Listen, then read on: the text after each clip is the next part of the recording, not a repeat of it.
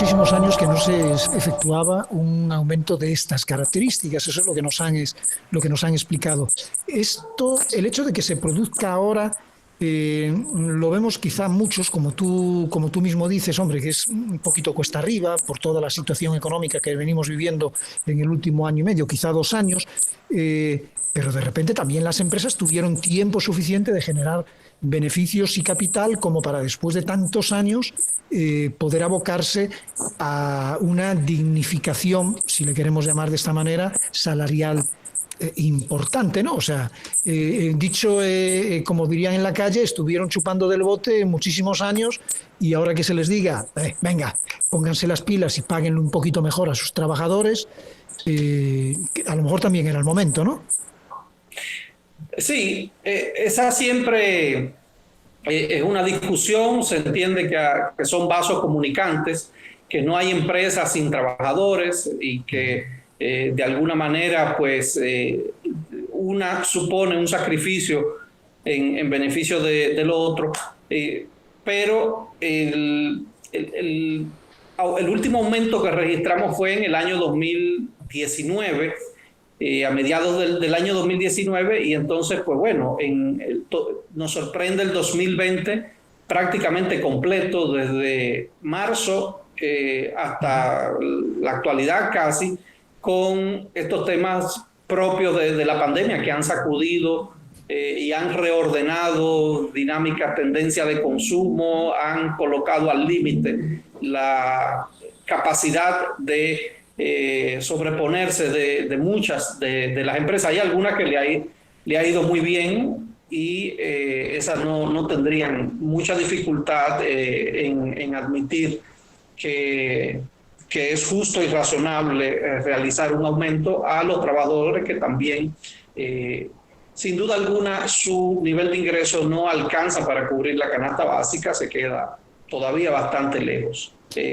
Y un estallido social en nuestro país tiene un costo mucho mayor en términos de variables macroeconómicas de mayor impacto que lo que sería el aumento del salario mínimo. O sea que el tema tiene muchas aristas a favor, en contra, hay muchos elementos, pero la perspectiva, ¿no?, de las herramientas, de las normas están ahí y son con las que tenemos que jugar. Ahora le subimos el salario a los trabajadores, pero pronto viene por ahí una supuesta reforma fiscal hiperanunciada que de repente nos tocaba ya este año y que casi nos la han aplazado como para el año que viene. Esto es un doble golpe a las empresas, porque al final, hombre, el golpe es a las empresas porque a ningún empresario le gusta que le suban los impuestos, porque al final o se traduce en la reducción de sus beneficios o lo va a querer extrapolar al aumento de los costos de sus productos, del precio de sus productos, y los terminamos pagando todos. Pagamos el aumento impositivo y terminamos pagando el aumento salarial también. ¿Es oportuno que estas dos cosas casi nos coincidan? Bueno, es un ejercicio de malabarismo sociopolítico el poder combinar estos elementos. La verdad que las variables sociales, políticas y económicas deben de estar lo menos estresadas posible, y desde que se habla de una reforma fiscal, sobre todo si no se tiene en perspectiva cuáles serían esos incentivos, porque puede haber una reforma para generar un incentivo, ¿no?, para dinamizar la economía también, pero a mí me encanta cuando ustedes, todos los economistas, quieren buscarle el lado positivo a la parte de los impuestos, y yo no creo que haya ninguna reforma fiscal, y yo soy optimista, pero en el caso de reformas fiscales me cuesta mucho trabajo creer que va a haber una reforma fiscal sin que nos metan la mano en el bolsillo, sobre todo a la gente de clase media, que son los que quienes pagamos siempre los platos rotos. Coincido contigo en este caso. Yo no creo que la próxima reforma impositiva y fiscal que se realice sea necesariamente de estímulo. Me parece que sería una reforma, un valle de lágrimas, para más que aumentar estímulo. la presión tributaria y tratar de equilibrar las finanzas, porque hemos tenido un nivel de endeudamiento en el pasado reciente considerable, y parece que no va a detenerse en el futuro cercano tampoco. O sea que no creo, si uno pudiera especular, no creo que la dirección de la reforma ande por un enfoque de estímulos, sino más un enfoque de aumento de recaudación. Esa es una realidad que creo que no pudiéramos negar. Consejos para todos los que nos están escuchando en este momento y que sepan que, no sé, alguna idea de lo que pueden hacer, tanto si les aumentan el salario, tanto como si nos suben los impuestos más adelante. Es un momento desafiante.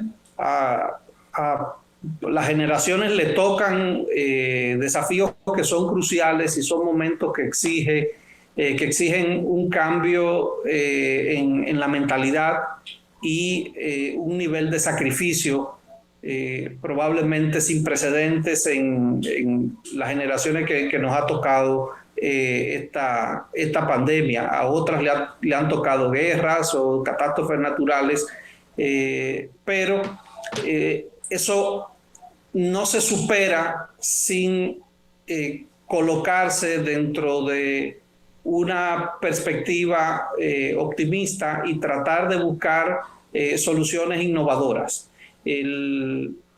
Hay que tratar de identificar los mecanismos de reducción de costos y optimización de recursos.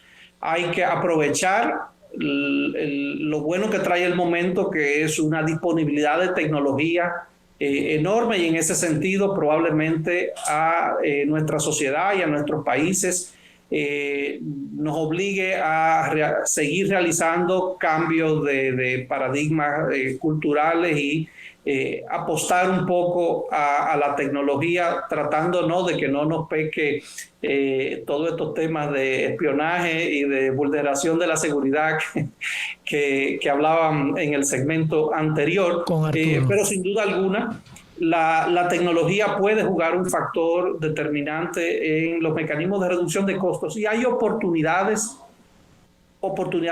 abiertas, oportunidades latentes en estos temas, por ejemplo, de cara a nuestro principal socio comercial, el mercado de los Estados Unidos, Norteamérica en sentido general. Se habla de una recuperación de la estrategia del nearshore, tratar de potenciar, presentar las bondades, la fortaleza que nosotros tenemos por nuestra cercanía hacia ese importante mercado, y eso aparentemente está empezando a ver sus resultados. Hay una cierta renovación del interés de inversión de Norteamérica hacia los países de la región que se encuentran más cerca de sus fronteras, por un sinnúmero de factores estratégicos que se vivieron también durante la pandemia. Y eso tiene un potencial que podemos explotar. En fin, hay un conjunto de elementos positivos que también vienen asociados a estos tiempos de desafío que hay que saber aprovechar y no resistirse a rajatabla a una necesidad como es un ajuste del salario mínimo, y entender que el mundo se nos va a venir abajo y que está diseñado, en muchos casos empiezan esas teorías de conspiración, que está diseñado para hacer desaparecer nuestras empresas, etcétera, etcétera. Simplemente hay un equilibrio social que mantener, y el gobierno ha echado la mano a uno de los principales recursos que tiene para mantener la estabilidad y el equilibrio social, que es la regulación del ingreso mínimo o salario mínimo en nuestro país. Julio, esa sería una Julio, nos recomendación. hemos estado endeudando unos con otros. Creo que el mejor motivo para que un país se endeude era una pandemia de estas características. Además, creo que todos los estamentos regulatorios económicos del mundo entero han coincidido en eso. O sea, si es un momento para endeudarse y hay una causa para endeudarnos, este era el motivo y era la causa.